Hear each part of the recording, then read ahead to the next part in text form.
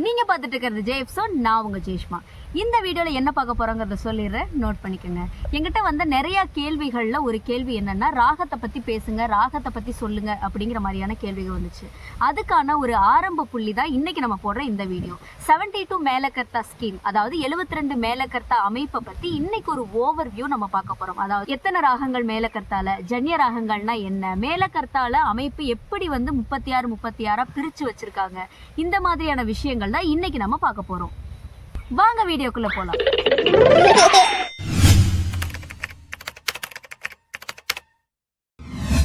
சரி வாங்க, நம்ம ஒரு டாப்பிக்கை பற்றி பேசணும், அதை பற்றி தெரிஞ்சுக்கணும் அப்படின்னா அதனுடைய அடிப்படை என்ன அப்படிங்கிறத நம்ம பார்க்கணும். அதனுடைய ஆரம்ப புள்ளி என்னங்கிறத தெரிஞ்சுக்கணும். அப்போ தான் இதுக்கு அடுத்தடுத்து நம்ம பார்க்க போகிற விஷயங்களை நம்மளால் ஸ்டெப் பை ஸ்டெப்பாக புரிஞ்சுக்க முடியும். அதனால் நம்ம இன்றைக்கி எடுத்துருக்கக்கூடிய ஒரு டாபிக் தான் 72 மேலகர்த்தா அப்படின்னு. ஏன்னா எனக்கு வந்த கேள்விகளில் நிறையா வந்து ராகம்னா என்ன அப்படிங்கிற இந்த ராகம் அப்படிங்கிற இந்த டாப்பிக்கை பற்றி நிறையா கேள்விகள் எனக்கு வந்துச்சு. அதுக்காக இன்றைக்கி நம்ம ஸ்டார்ட் பண்ணுற ஒரு வீடியோ தான் இந்த 72 மேலகர்த்தா. சரி, 72 மேலகர்த்தா அப்படிங்கும் போதே உங்களுக்கு தெரிஞ்சிருக்கும் 72 மேலகர்த்தாக்கள் அப்படின்னா 72 இருக்குது அப்படின்னு. இந்த மேலகர்த்தா அப்படிங்கிறது ஒன்றுமே இல்லை, நம்ம தாய் ராகம் சேய் ராகம்னு சொல்லி கேட்டிருப்போம். இந்த தாய் ராகம் அப்படிங்கிறது தான் மேலகர்த்தா. அப்போ 72 தாய் ராகங்கள் இருக்குது. சரிங்களா? மொத்தம் எத்தனை தாய் ராகங்கள் இருக்குது? 72 தாய் ராகங்கள் இருக்குது. இப்போ மேலகர்த்தா அப்படின்னா இப்படி தான் இருக்கணும் அப்படிங்கிற ஒரு விஷயம் இருக்குது. அதை வச்சு தான் நம்ம இது மேலகர்த்தா ராகம் அப்படின்னு நம்ம சொல்கிறோம். அது என்னங்கிறத ஃபஸ்ட்டு பார்த்துடலாம். இப்போ தாய் ராகம் மேலகர்த்தா ரெண்டும் ஒன்று தான். இந்த தாய் ராகம் 72 இருக்குது, அதாவது 72 மேலகர்த்தா. சரிங்களா? இந்த மேலகர்த்தானா என்ன, தாய் ராகம்னா என்னங்கிறது கன்ஃபியூஸ் ஆகக்கூடாதுங்கிறதுக்காக தான் சொல்கிறேன். மேலகர்த்தா தாய் ராகம் ரெண்டுமே ஒன்று தான். சரிங்களா? சரி, இந்த 72 மேலகர்த்தா, இந்த 72 தாய் ராகம் அப்படிங்கிறது எப்படி இருக்கணும் அப்படிங்கிறது நம்ம ஆரோகணம் அவரோகணத்தை வச்சு தான் நம்ம சொல்கிறோம். இந்த ஆரோகணம் அவரோகணம்ங்கிறது இந்த தாய் ராகத்துக்கு எப்படி இருக்கணுங்கிறத ஃபஸ்ட்டு தெரிஞ்சுக்கோங்க. சரிகம பதனிசா சானிதப்ப மகரிசா அப்படிங்கிற இந்த ஆர்டர் ஆரோகணம் அவரோகணத்தில் மாறவே மாறாது. சரிங்களா? சரி, அப்போ இந்த ஆர்டர் மாறவே மாறாதுன்னா எப்படி இந்த 72 மேலகர்த்தா ராகங்கள், இந்த 72 தாய் ராகங்களுக்கு என்ன டிஃபரன்ஸ் அப்படிங்கிறது கண்டிப்பாக ஒரு கேள்வி வரணும். அப்போ தான் நான் சொல்கிறத நீங்கள் புரிஞ்சுக்கிட்டு இருக்கீங்கன்னு அர்த்தம். இப்போ இந்த 72 மேலகர்த்தாவுக்கும் என்ன டிஃப்ரென்ஸ் இருக்குது அப்படின்னா ஸ்வரஸ்தானங்கள் மாற்றம். சரிங்களா? இப்போ வந்து பார்த்தீங்கன்னா எக்ஸாம்பிளுக்கு சொல்கிறேன், 15th மேலகர்த்தா. ஏன் நம்ம 15th எடுக்கிறோம் அப்படின்னா அடிப்படையிலேருந்து நம்ம கற்றுக்கக்கூடிய ராகம் மேலகர்த்தா வந்து 15th மேலகர்த்தாவான மாயாமாளவ கௌளை ராகம். இதனுடைய ஸ்வரஸ்தானங்கள் பார்த்தீங்கன்னா சஜ்ஜமம், சுத்த ரிஷபம், அந்தரகாந்தாரம், சுத்த மத்தியமம், பஞ்சமம், சுத்த தெய்வதம், காக்களி நிஷாதம், மேல் சஜ்ஜமம். சரிங்களா? அதுவே வந்து பார்த்தீங்கன்னா இதில் வந்து பார்த்தீங்கன்னா சரிகம பதனிசா சாடிதாப்ப மகரிசா ஆரோகணம் அவரோகணம் இருக்குது. இதுதான் ஸ்வரஸ்தானங்கள். அதுவே 29வது மேலகர்த்தாவுக்கு போவோமே. 29வது மேலகர்த்தா என்னன்னு பார்த்தீங்கன்னா சங்கராபரண ராகம், அதாவது தீர சங்கராபரணம் அப்படின்னு நம்ம மேலகர்த்தால சொல்லுவோம்.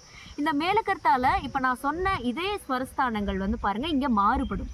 அதாவது ரிஷபம், சுத்த ரிஷபம், சுத்த தெய்வதம் நம்ம 15வது மேலகர்த்தால நம்ம மாயாமாளவ கௌளை ராகத்துக்கு சொல்லியிருப்போம். அதே மற்ற ஸ்வரஸ்தானங்கள் எதுவும் மாறாது. ஆனால் ரிஷபம் பார்த்தீங்கன்னாலும் தெய்வதம் பார்த்தீங்கன்னாலும் இங்கே சுத்த ரிஷபம், சுத்த தெய்வதம் மாயாமாளவ கௌளை ராகத்துக்கு. அதுவே இங்கே சதுஸ்ருதி ரிஷபம், சதுஸ்ருதி தெய்வதம் சங்கராபரண ராகத்துக்கு அப்படி மாறுபடுது. இந்த மாதிரி ஒவ்வொரு ராகங்களுக்கும் ஸ்வரஸ்தானங்கள் மாறுபடும். அப்படி தான் நம்மளுடைய இந்த சரிகம பதனிசா சானிதப்ப மகரிசாங்கிற இந்த ஆரோகணம் அவரோகணம் ஸ்வரங்கள் ஒன்றுக்கொன்று விடுபட்டு இருக்கக்கூடாது. அதே மாதிரி வக்ரமாகவும் இருக்கக்கூடாது. அதாவது சரிகமாங்கிற இதை வந்து மாறி சக ரிக இந்த மாதிரியாக வக்ரமாகவும் இருக்கக்கூடாது. சரிகம பதனிசா சானிதப்ப மகரிசான்னு சொல்லி ஆரோகணமும் சரி அவரோகணமும் சரி எந்த ஒரு மாற்றமும் இல்லாமல் ஆர்டராக ஒவ்வொரு ஸ்வரங்களும் இருக்கணும். அதே மாதிரி ஆர்டராக இறங்கணும், ஆர்டராக ஏறணும், அசெண்டிங் அண்ட் டிசெண்டிங் ஆர்டராக இருக்கணும். சரிங்களா? இதில் என்ன மாற்றம் அப்படின்னா நல்லா ஞாபகம் வச்சுக்கணும், ஸ்வரஸ்தானங்களுடைய மாற்றம் தான். அதில் இன்னொரு விஷயம் இருக்குங்க. ஸ்வரஸ்தானங்களோட மாற்றம் அப்படின்னா 72 மேலகர்த்தாவுக்கும் அப்படியே மாறி இருக்குமா அப்படின்னா மாறி இருக்கும் தான். இந்த 72 மேலகர்த்தாவை நம்ம ரெண்டாக பிரிச்சுருக்கோம். என்னவா பிரிச்சுருக்கோம்னா 36 அப்படின்னு நம்ம பிரிச்சுருக்கோம். 36 ராகங்கள், 36 ராகங்கள். இதில் வந்து பார்த்தீங்கன்னா இப்போ 72 மேலகர்த்தா சார்ட்னு எடுத்தாலே வந்து 1 to 7, 1லேருந்து 72 அப்படின்னு சொல்லி இப்படி இருக்காது. இப்படி மேலேருந்து கீழவாக இருக்காது. 36 இந்த பக்கம், அதுக்கு நேர் 36 இந்த பக்கம்னு சொல்லி ரெண்டும் ஆப்போசிட்டாக இருக்கும். அதாவது 36 அப்படிங்கிறது இங்கே சுத்த மத்தியம ராகங்கள், பிரதிமத்தியம ராகங்கள்னு ரெண்டாக பிரிச்சிருக்கோம். இதுதான் ரெண்டாவது விஷயம் நீங்கள் தெரிஞ்சுக்க வேண்டியது. சரி, எதுக்கு சுத்த மத்தியம ராகங்கள் பிரதி மத்தியம ராகங்கள்னு பிரிக்கிறோம் அப்படின்னா, மற்ற எல்லா ஸ்வரஸ்தானங்களும் 3 ஸ்வரஸ்தானங்களா இருக்கு. ஆனா இந்த மத்தியமம் மட்டும் 2 மத்தியமங்கள் மட்டுமே இருக்கு. அதாவது சுத்த மத்தியமம், பிரதி மத்தியமம். இந்த சுத்த மத்தியமம், பிரதி மத்தியமம் அப்படிங்கிறத நம்ம எப்படி வச்சிருக்கோம்னா, முதல் 36 சுத்த மத்தியம ராகங்கள், இரண்டாவது 36 பிரதி மத்தியம ராகங்கள். சரி, இதில் எப்படி ஸ்வரஸ்தானங்கள் மாறுபடுது அப்படிங்கிறத தெரிஞ்சுக்கோங்க. அதுக்கும் நான் மாயாமாளவ கௌளை ராகத்தையே வந்து எக்ஸாம்பிளாக சொல்கிறேன். ஏன்னா இது அடிப்படை ராகம். அதனால் 15th மேலகர்த்தாவான மாயாமாளவ கௌளை ராகம், இதனுடைய ஸ்வரஸ்தானங்களை கவனிங்க. சஜ்ஜமம், சுத்த ரிஷபம், அந்தரகாந்தாரம், சுத்த மத்தியமம், பஞ்சமம், சுத்த தெய்வதம், காக்கலி நிஷாதம், மேல் சஜ்ஜமம். இங்கே வந்து நம்ம என்ன சொல்கிறோம், சுத்த மத்தியம ராகங்கள், பிரதி மத்தியம ராகங்கள். இதுக்கு நேர் ஆப்போசிட்டில் இருக்க பிரதி மத்தியம ராகம் வந்து பார்த்தீங்கன்னா காமவர்தினி, அதாவது பந்துவராளி ராகம். 51 மேலகர்த்தா அப்படின்னு இருக்கும். சரிங்களா? இன்னொரு விஷயத்தையும் சொல்கிறேன். இங்கே 15ன்னு இருக்குது, இங்கே 51ன்னு இருக்குது. அதனால் வந்து எல்லா ராகமும் வந்து நேருக்கு நேர் வந்து பார்த்திங்கன்னா நம்பர் வந்து இப்படி சேஞ்சாக ரிவர்ஸாக இருக்குமா அப்படின்னு கேட்டால் இல்லை. ஒரு சில ராகங்களுக்கு மட்டுமே ரிவர்ஸாக இருக்கும். அதை பற்றி நம்ம அடுத்த வீடியோவில் நம்ம தெளிவாக பார்க்கலாம். இப்போ வந்து பார்த்துக்கோங்க, இப்போ மாயாமாளவ கௌளை ராகத்துடைய ஸ்வரஸ்தானம் சொல்லிட்டோம். இங்கே வந்து நேர் ஆப்போசிட்டில் இருக்கக்கூடிய ராகம் வந்து நேர் பிரதிமத்தியம ராகம் என்னன்னு பார்த்தீங்கன்னா பந்துவராளி, அதாவது காமவர்தினி அப்படிங்கிற இந்த ராகம். இந்த ராகம் வந்து பார்த்திங்கன்னா அப்படியே எல்லா ஸ்வரஸ்தானங்களும் டிட்டோவாக இருக்கும். சரிங்களா? அதாவது சுத்த மத்தியம ராகங்கள், பிரதி மத்தியம ராகங்கள் ரெண்டுக்கும் இருக்கக்கூடிய டிஃப்ரென்ஸ் வந்து மத்தியமம் மட்டுமே அப்படின்னு சொல்கிறேன்.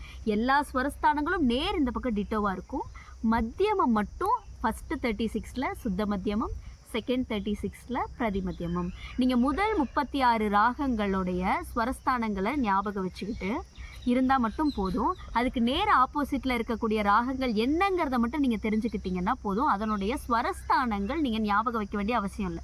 முதல் 36 மட்டும் நீங்கள் ஞாபகம் வச்சாலே இரண்டாவது 36 ராகங்கள் என்னென்ன ராகங்கள் இந்த நம்பரில் இருக்குங்கிறது ஆப்போசிட்டில் என்ன ராகங்கள் இருக்குது, அதாவது மாயாமாளவ கௌளை ராகத்துக்கு நேர ஆப்போசிட் பந்துவராளி காமவர்த்தினி, அதே வந்து தீரசங்கராபரணத்துக்கு நேர ஆப்போசிட் மேஷ கல்யாணி, அதாவது கல்யாணி ராகம். அதை நம்ம மேஷ கல்யாணின்னு தான் மென்ஷன் பண்ணுறோம் எங்கே 72 மேலகத்தால். சரியா? அப்போ இது மட்டும் இந்த நேர் என்னென்ன ராகங்கள் இருக்குங்கிறத மட்டும் தெரிஞ்சு வச்சுட்டிங்கன்னா போதும்.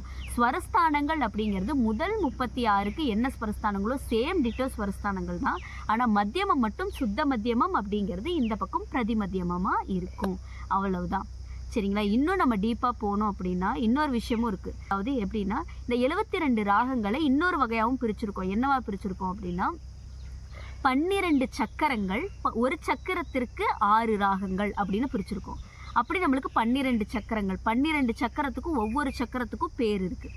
சரிங்களா? அந்த மாதிரி நம்ம பிரிச்சிருக்கோம். இதை வந்து இன்னும் கொஞ்சம் டீப்பாக போகிறோம். நெக்ஸ்ட் வீடியோவில் இதனோட கண்டினியூவாக நான் வந்து 12 சக்கரங்கள் எப்படி பிரிச்சிருக்காங்க, ஒரு சக்கரத்துக்கு 6 ராகங்கள் அப்படின்னு இருக்குது, அந்த 12 சக்கரத்துடைய பெயர்கள் என்னென்ன அப்படிங்கிறத அடுத்த வீடியோவில் பார்க்கலாம்.